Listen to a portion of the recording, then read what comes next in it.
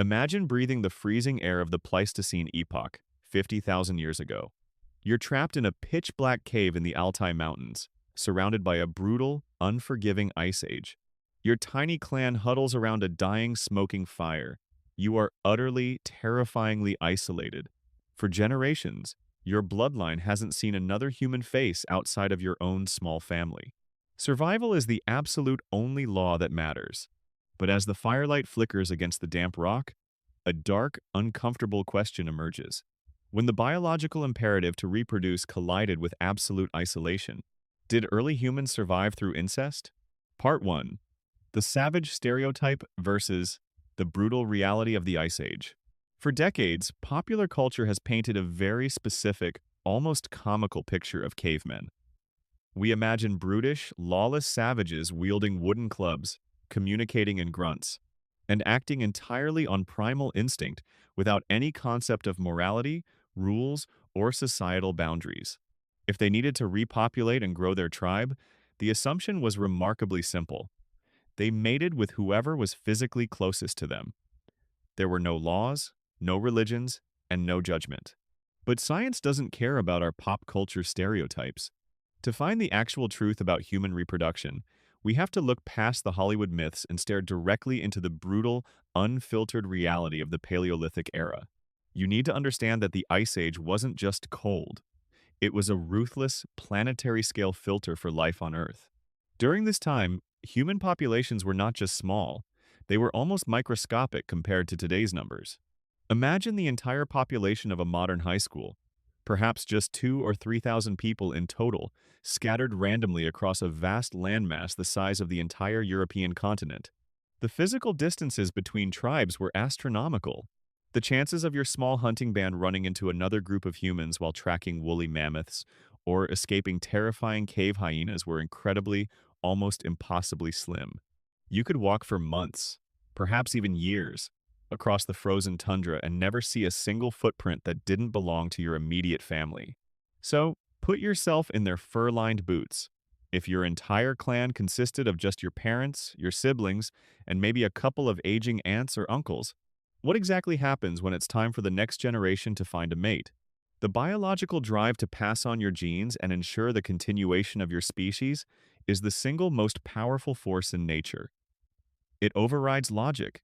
It overrides fear. But when faced with the literal extinction of your bloodline, does nature override human morality? Do you simply let your family line die out in the freezing snow, surrendering to the elements? Or do you do the unthinkable? Every piece of physical evidence we're about to uncover today will unravel a terrifying genetic puzzle that scientists have only just begun to figure out. And to find the very first piece of this puzzle, we have to travel back to one of the most unforgiving, isolated places on planet Earth. Part 2. The Neanderthal Curse. Secrets Written in Bone. Enter the Altai Mountains of Siberia. Even today, this is a harsh, unforgiving landscape. But 50,000 years ago, it was a frozen hellscape. Here, nestled deep within the freezing limestone walls of the Denisova cave, modern researchers made a discovery that sent absolute shockwaves through the global anthropological world. Buried under millennia of dirt and rock, they found the tiny toe bone of a Neanderthal woman.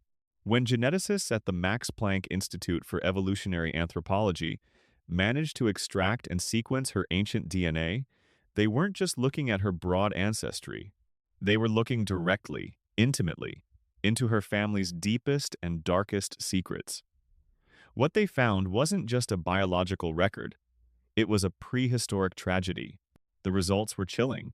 Her DNA showed an extreme level of what genetic scientists call homozygosity. In simple terms, homozygosity means that the genetic sequences she inherited from her mother and the sequences she inherited from her father were nearly identical. The scientists ran the complex mathematical models. The math didn't lie, and it couldn't be manipulated. The only possible way to produce this specific, highly degraded genetic profile was if her parents were incredibly, dangerously closely related. We are talking about a level of inbreeding that modern society finds abhorrent. Her parents were likely half-siblings, sharing the exact same mother. Or they could have been an uncle and a niece. Or perhaps an aunt and a nephew. This wasn't a case of distant cousins marrying. This was immediate, direct incest. But perhaps she was just a horrific anomaly?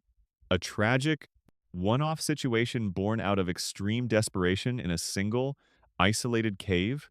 Unfortunately, the Earth held more secrets. Thousands of miles away from Siberia, in the dark, winding confines of the El Cedrón cave system in northern Spain, another group of Neanderthals was discovered. This was a complete family unit of 12 individuals, 3 men, 3 women, 3 teenage boys, and 3 young children. Their fossilized bones told the exact same, tragic story, but it was even worse. Their remains showed severe high levels of inbreeding over multiple generations, and the physical toll was obvious. Their skeletal structures showed distinct deformities, abnormalities in their teeth, misshapen spines, and weakened immune systems. They were a genetic line that was Part 3. The Sunghir Revelation, a genetic plot twist. To uncover the chilling truth about our own direct ancestors, we must leave the tragic caves of the Neanderthals and travel to the freezing plains of Western Russia. Here, just outside the modern city of Vladimir, lies an archaeological site called Sunghir. Discovered in 1955, Sunghir is one of the most spectacular and perplexing Upper Paleolithic sites ever found. We are looking at a snapshot of human life from exactly 34,000 years ago.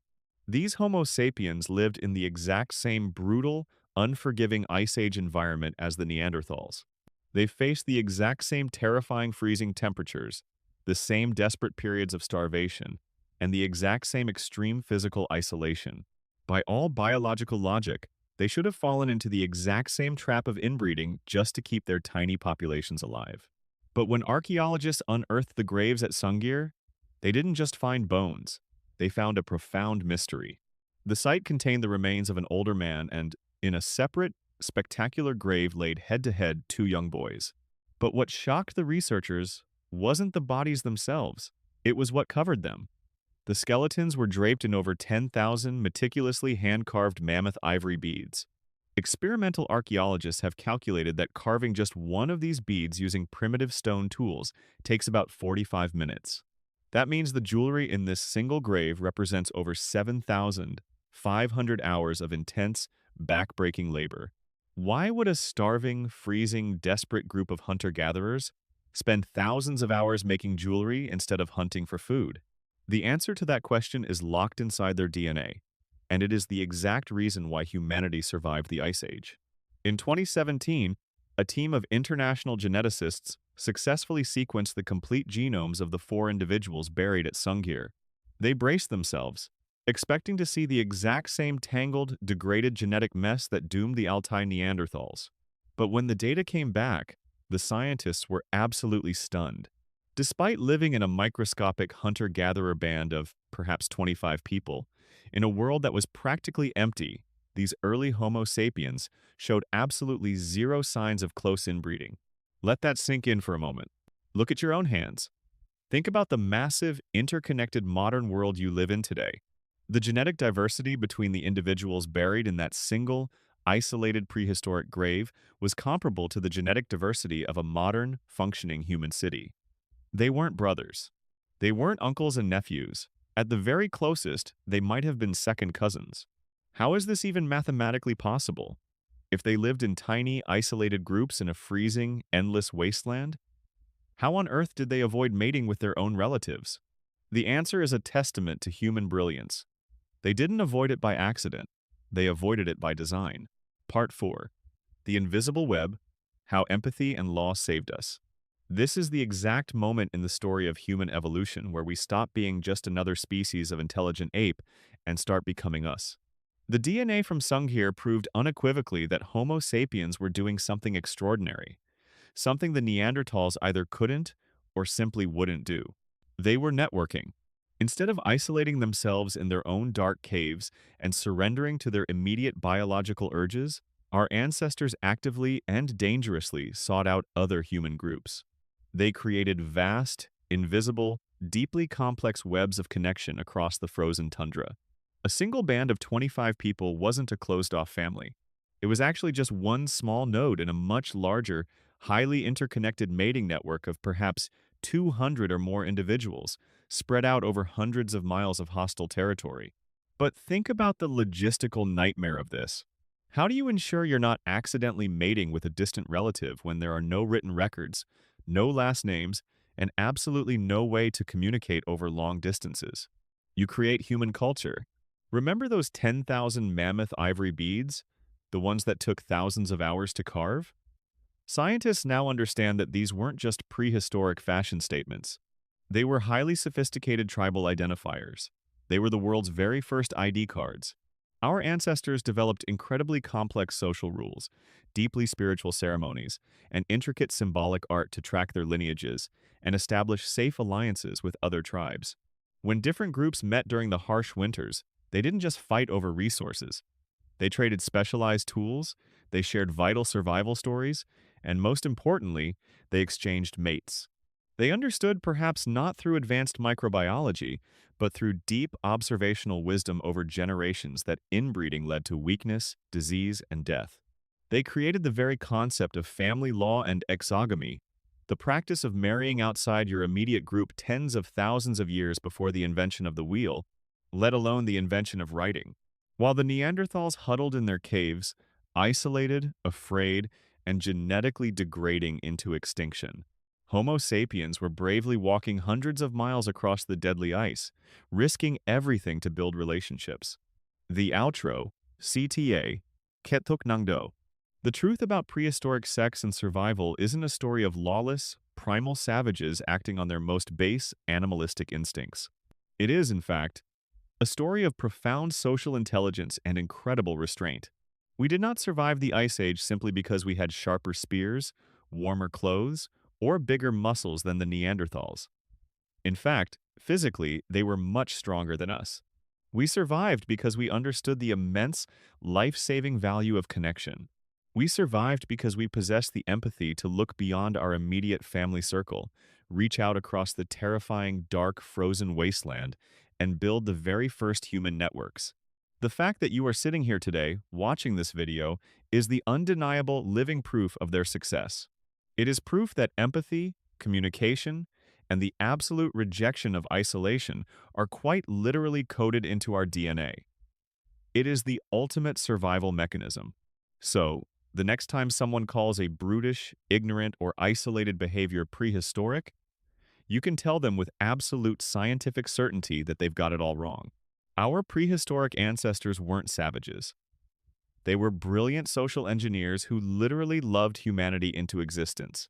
What do you think is the most fascinating part of human evolution? Was it our tools or our ability to connect? Let me know your thoughts down in the comments below. And if you want to keep exploring the darkest, most fascinating mysteries of human history with our 24/7 podcast community, hit that subscribe button. Stay connected, and until next time, stay curious.